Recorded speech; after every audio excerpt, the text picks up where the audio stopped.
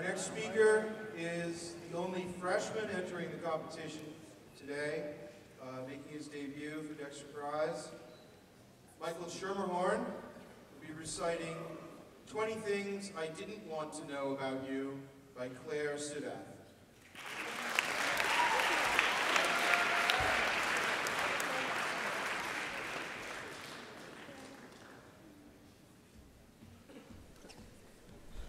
Simulations? Facebook's 25 Things About Me note seems harmless enough. You write 25 facts about yourself and post it on your Facebook page, just like you do with videos, status updates, and photos from last week.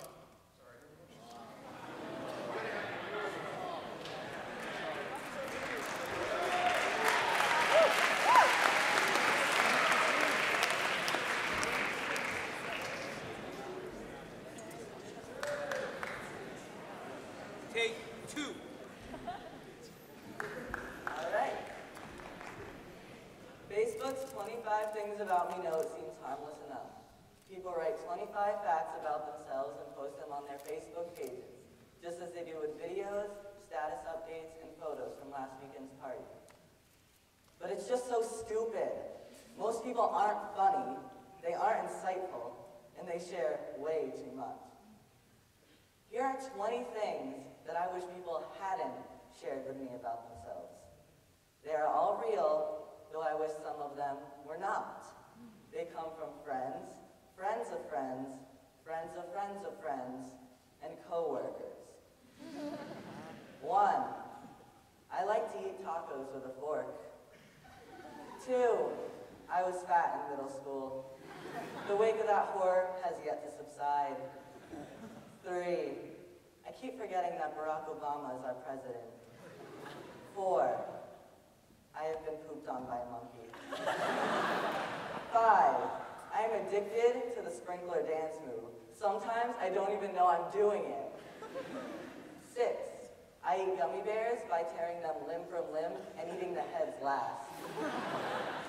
7, I can't grow hair on my arms. 8, I have 2 best friends under 5 feet tall, and I have an intense fear of midgets. 9, I think yoga is incredibly spiritual. I just know the Lord is with me when I'm in my downward dog. 10, I was born with jaundice. 11, I was born pigeon-toed. 12, I was born with an extra kidney. I wish I could have sold it on the black market and made some extra money, but it was underdeveloped and did nothing but cause me to wet the bed until the 3rd grade. 13, sometimes I like to tape my thumbs to my hand to see what it would be like to be a dinosaur. 14, a horse once fell over when I was riding it. 15, I don't believe in democracy. 16, I cried when Spock died in Star Trek II. 17, if you asked me what my favorite movie was, I'd have a hard time not saying Justin Bieber's Never Say Never. 18, I once sent a teacher into early retirement by pretending to be a cheetah and swiping at her from under a desk. 19, I once saw New Kids on the Block's Joey McIntyre in the lobby of an off-Broadway show.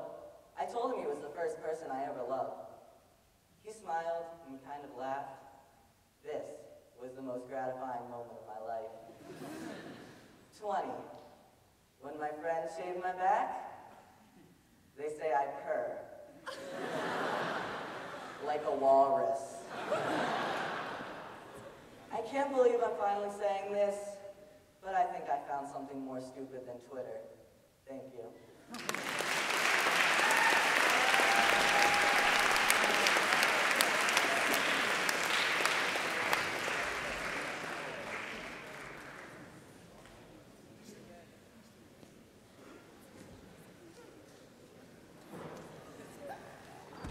Our final speaker this morning is senior Nensi Karaj, who will be reciting Unsportsmanlike Conduct by Dave Barrett.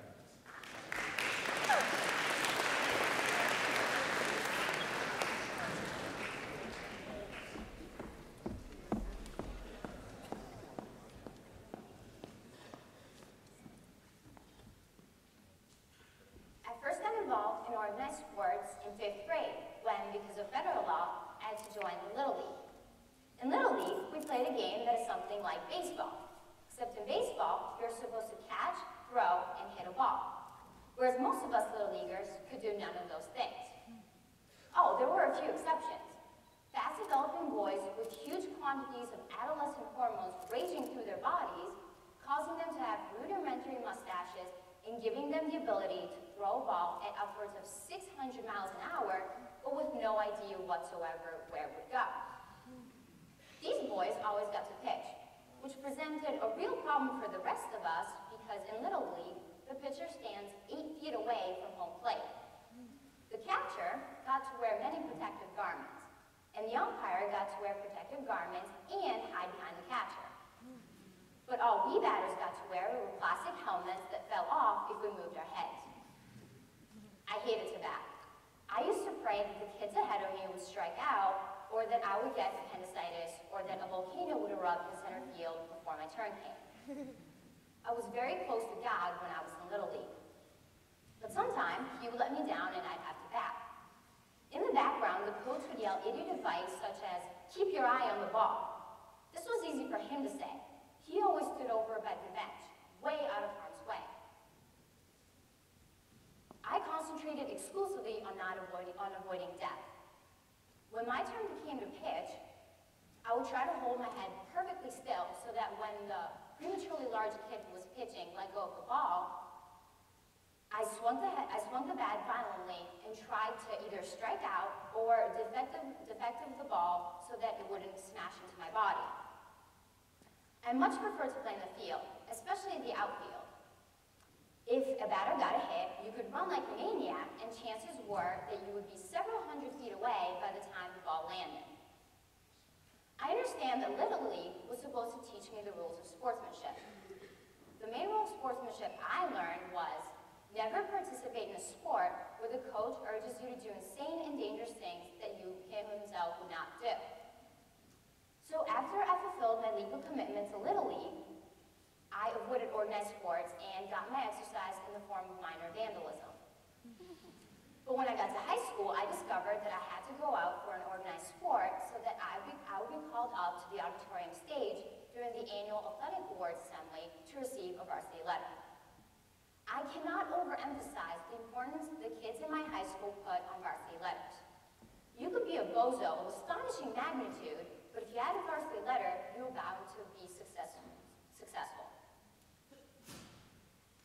Now, the school administrators try to make academic achievement seem important too. They would have academic assemblies where they would call up all the student kids on the stage. But the rest of the kids were unimpressed. They would sit there wearing their varsity sweaters and hoot and snicker while some poor kid with the sliding rule dangling from his belt got the Math Achievement Award. Now, to make it to my high school, you had to have a varsity letter, which meant you had to go out for an organized sport. So in my sophomore year, I went out for track. Because in track, you are the least likely to get something thrown at you. The event that I chose was long jump because all you had to do was run maybe 50 feet, after which you leaped into a soft pit. That was it. Long jump was far superior to the other events where you had to run almost a mile without stopping. So I spent a happy spring leaping into the pit and dreaming about going up to the stage to get my varsity letter. Then one day, we piled into buses and rode to rival school for a track meet. This proved to be my downfall because, as it turned out, at track meets, they measured how far we long jumpers jumped. Only the 3 longest jumpers got points, which you needed to get for your varsity letter. I was not one of the 3 longest jumpers. I was not one of the 10 longest jumpers. In fact, you could have pulled people out from the crowd, old people with arthritis, and they probably would have jumped farther than I did. So that was the end of my involvement with organized sports. But after I got out of high school, I realized that varsity letters seemed less important and academic achievement seemed more important. I mean, if you go to a cocktail party and you subtly contrive to flash your varsity letter, people will think you are a jerk. Whereas if you subtly contrive to flash your Phi Beta Kappa key, people will still think you're a jerk, but an educated jerk. I often wonder what my classmates do with their varsity letters now that they're out of high school. Maybe they wear them at home. Thank you.